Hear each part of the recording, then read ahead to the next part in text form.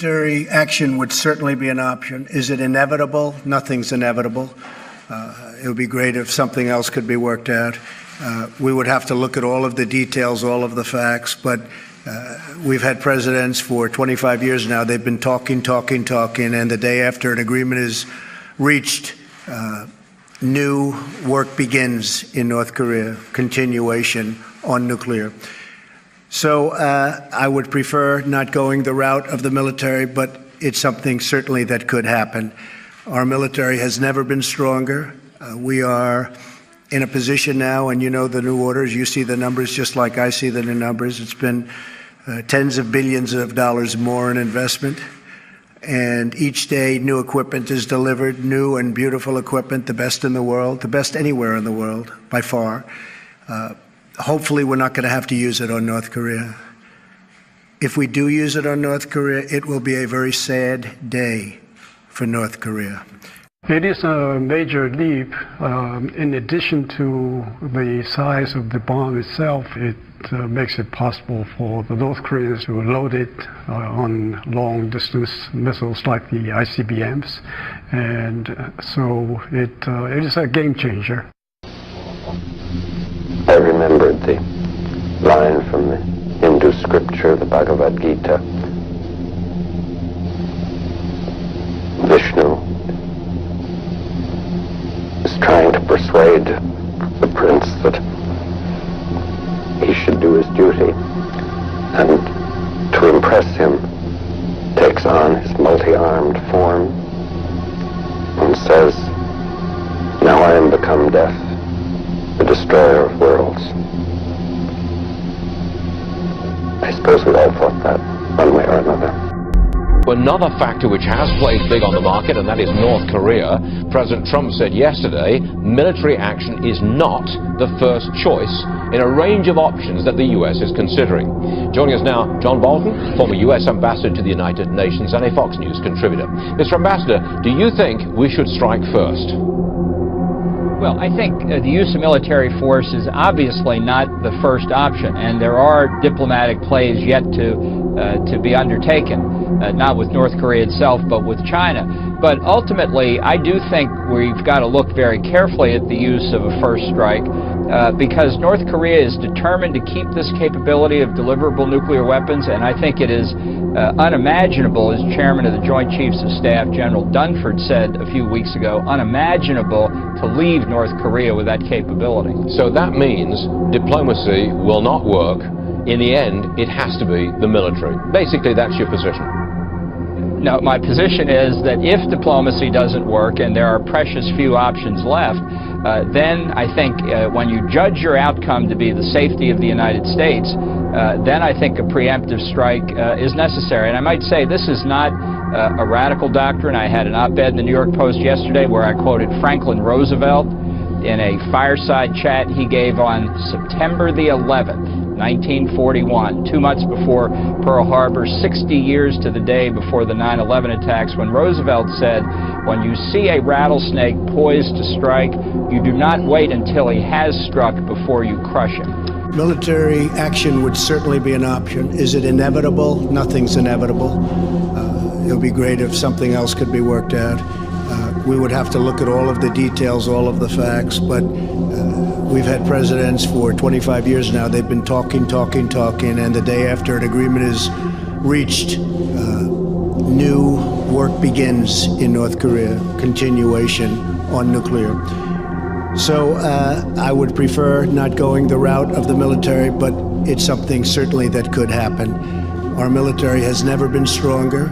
We are in a position now, and you know the new orders. You see the numbers just like I see the new numbers. It's been tens of billions of dollars more in investment. And each day, new equipment is delivered, new and beautiful equipment, the best in the world, the best anywhere in the world, by far. Hopefully, we're not going to have to use it on North Korea. If we do use it on North Korea, it will be a very sad day for North Korea. Do you have a question for the Amir? follow-up, is it acceptable for you as president for North Korea to be nuclearized but contained and deterred? Is that a strategy we're going to see what it is? I don't negotiate with you. No, I'm not negotiating with you. Maybe we'll have a chance to negotiate with somebody else, but I don't put my negotiations on the table, unlike past administrations. I don't talk about it. But I can tell you that North Korea is behaving badly, and it's got to stop.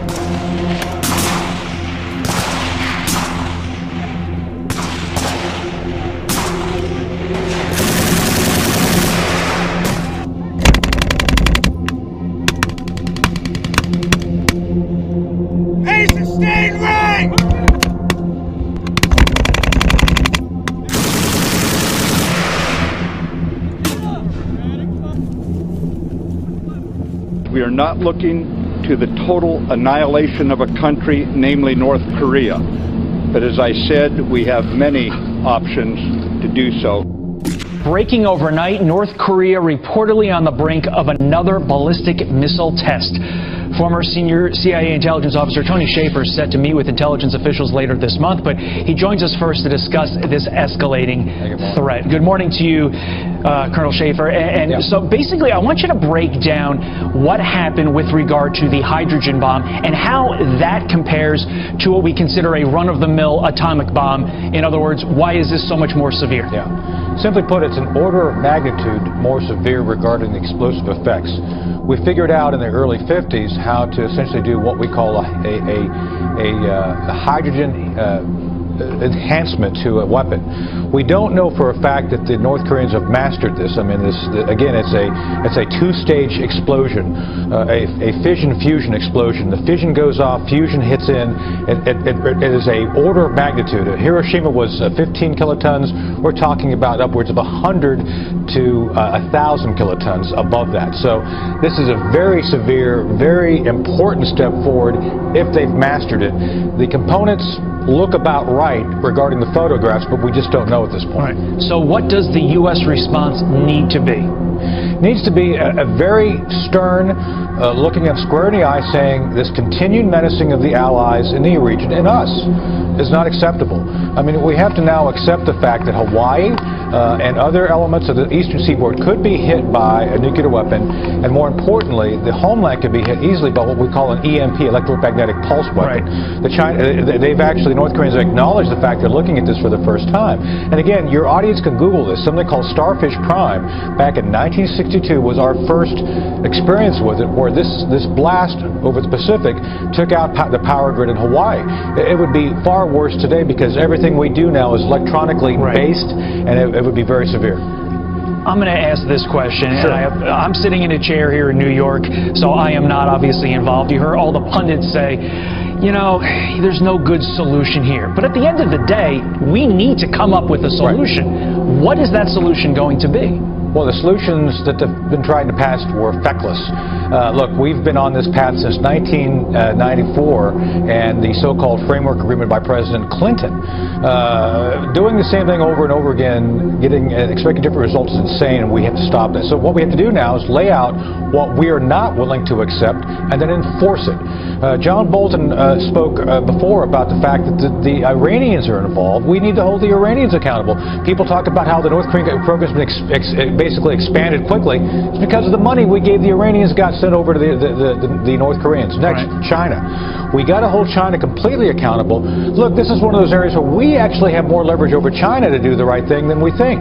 We need to return, this may sound strange, we need to return manufacturing to the United States and tell China, look, either you help us or we don't need you. In a lot of areas right now you're making money.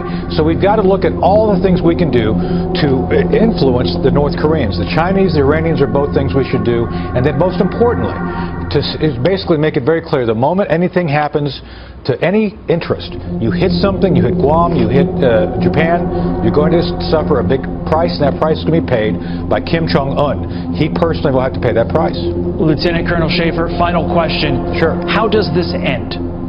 Well, it ends eventually, someday, I believe, with the ultimate resolution of the two states, North and South Korea, coming back together. Look, this is how East and West Germany finally came back together, and I think ultimately they would end it. The question becomes, how do you do that? And that should be our long-term objectives. With that said, in the meantime, we cannot stand for a madman, menacing people around him and potentially using nuclear weapons to giving them third parties, terrorists, and other folks. It's not acceptable. One of the most complicated international situations our country's ever faced.